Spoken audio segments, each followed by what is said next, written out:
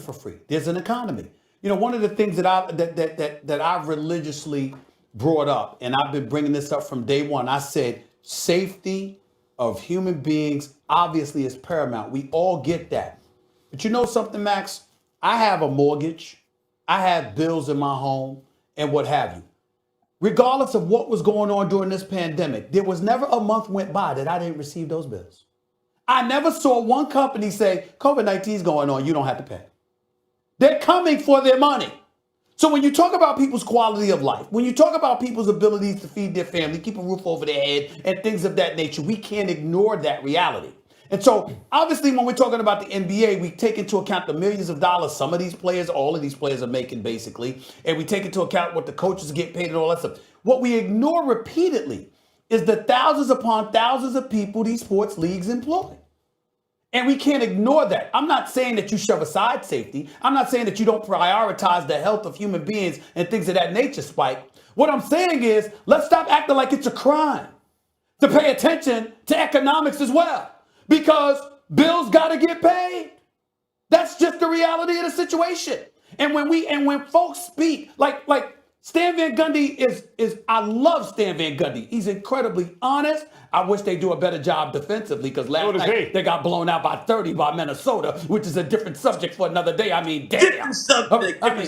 That's a different subject. He wishes too. That's a different subject. But I applaud and respect his honesty. But Stan Van Gundy ain't coaching for free.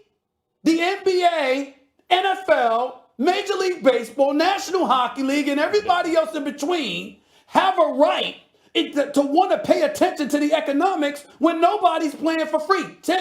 Listen, the NCAA tournament is going on, and Jay Billis comes on my show yesterday, Stephen A's World, on ESPN Plus, and specifically states there will be an NCAA tournament. The NCAA made that very clear. They said because we got rights to fulfill. We have no choice. The NCAA tournament will march forward. Why? Economics. Let's grow up and stop acting like, oh my God, somebody is so wrong for paying attention to that when you getting a check too. That's all I'm saying. Spike? Well, we live in an American capitalist society. Yeah. And money talks, BS walks. And what's important, and what I'm going to say right now is not really talking about the NBA, but there's been many, many cases where decisions were made in favor of the money and people died. I mean, that's not a news flash. The cigarette industry knew way, way back what cigarettes did. They hid it. And that's not the only example. Money, I mean, we live in a country where people will get on bended knee and kneel before the altar of the almighty dollar. And if people gotta die, that's the cost of doing business. Well, let me say It's one not thing. new. Let me say one thing about that.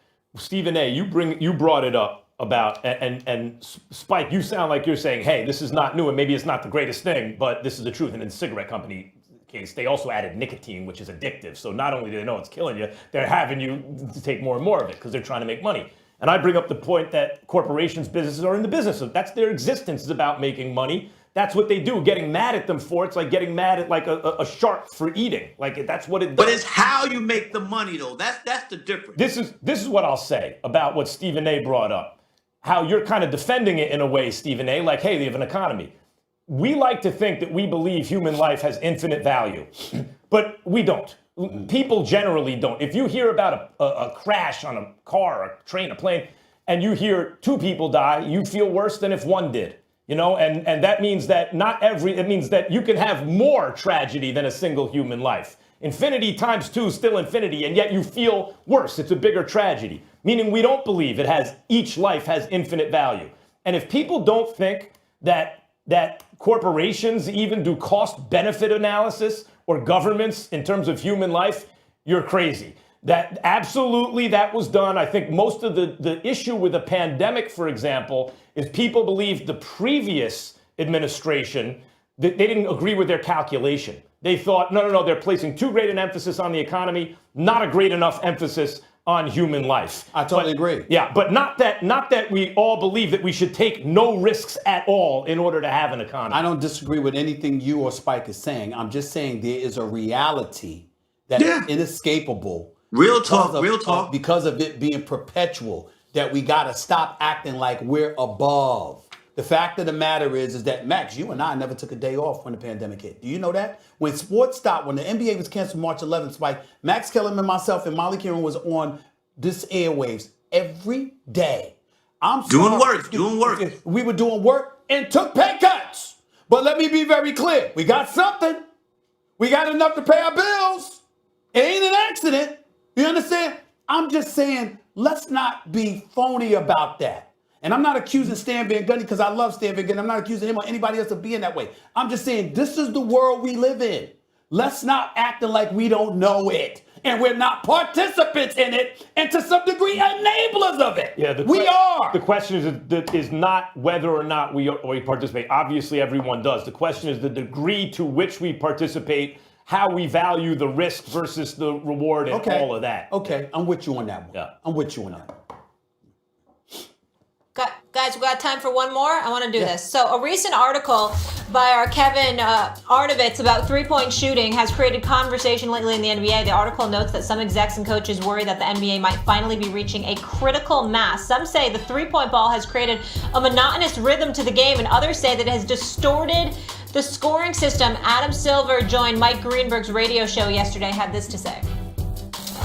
We're constantly looking at tinkering at the game. We've moved the three-point line. As you recall, we moved it in once, then we moved it back out, then we moved it to a slightly different place on the floor. I think as the caliber of the shooting has gotten better, I mean, my early days in the league, everyone used to complain there was too much dunking. And that we had a lot of great athletes in the league, but they weren't skilled in the way that you see a lot of these players now. So are we at the right balance? I'm sure there may be some adjustments we can make. I mean, I think, again, there's so much great about the game right now, but the three-point line in particular is something we'll continue to look at. Stephen A., where are you on this? Do you think there's a problem with the three-point line?